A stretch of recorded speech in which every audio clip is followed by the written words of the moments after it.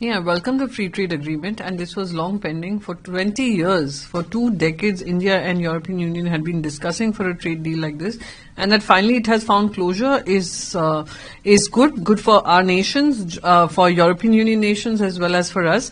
Also, at the same time, it also establishes that when we have convergences over democracy, world trade, global trade order, as well as international rules-based order, then there's a lot that can be achieved. So this trade agreement would be an indicator of that. And I would just hope that this would benefit both nations and their populations would continue to thrive under trade, and we will continue to have a global trade order, and we welcome what comes along with it. At the same time, I would like to congratulate the Foreign Minister because he has been trying to reach a negotiation point where it has led to this deal. And that is what I would say, that also understanding that European Union right now faces toughest challenge with its transatlantic ally, and even with USA charging us immense tariffs. So this would be something which would be looked forward to. Business leaders to de-risk supply chain via new FT. Speaking at the India-EU Business Forum, the Prime Minister highlighted the unprecedented alignment between the two democratic powers. Yes, just like I said in my previous answer, that it is the coming together of values where we believe in democracies, we believe in an international rules-based order, we believe in joint prosperity as well as shared responsibility, and a global trade order which is functional and is not held to ransom as and when it pleases. So to de-risk these supply chains is something that the Prime Minister has spoken about, and is something which has been spoken a lot after the COVID pandemic, that many of the countries which hold on to the monopolies of supply chains, usually at their will and on the basis of their political decisions, choke those supply chains. So it is important to de-risk the nation, as especially European Union, from such challenges. I assure everyone that there will be no discrimination and no one can misuse the law. What is the value of his assurance?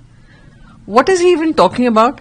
The only thing he should do is to withdraw this particular notification, because what is written is implementable by law. What is spoken are just oral assurances. It's absolutely ridiculous for him to come and make a comment like this, instead of assuring all those people who are protesting that this kind of guidelines that have been introduced, which are discriminatory, which are not following the natural course of justice, which are vague and which can be open to misuse, is withdrawn immediately, because generations of students would suffer because of the poison that this particular guidelines would leave on the campus. And as an education minister, I would expect him to take that stance, and instead of saying, oh, I assure you, what are assurances worthy of? Oral assurances, that too. They will not even stand the legal scrutiny of law. So I think the education minister needs to understand the outrage it has created, the guidelines have created, and do course correction. To all the members that in our parliamentary democracy, we have been elected to speak to represent on behalf of the people, to speak for the people.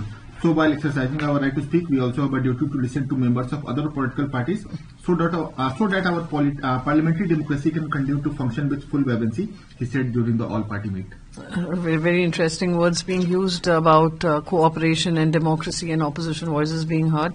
However, there are many such challenges that the democracy is facing in terms of opposition getting equal amount of space, equal amount of fair play, and democracy is not skewed towards those who are in positions of power.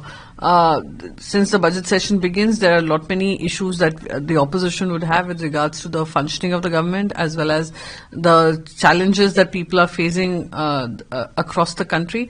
And I hope that we will get the space to express that.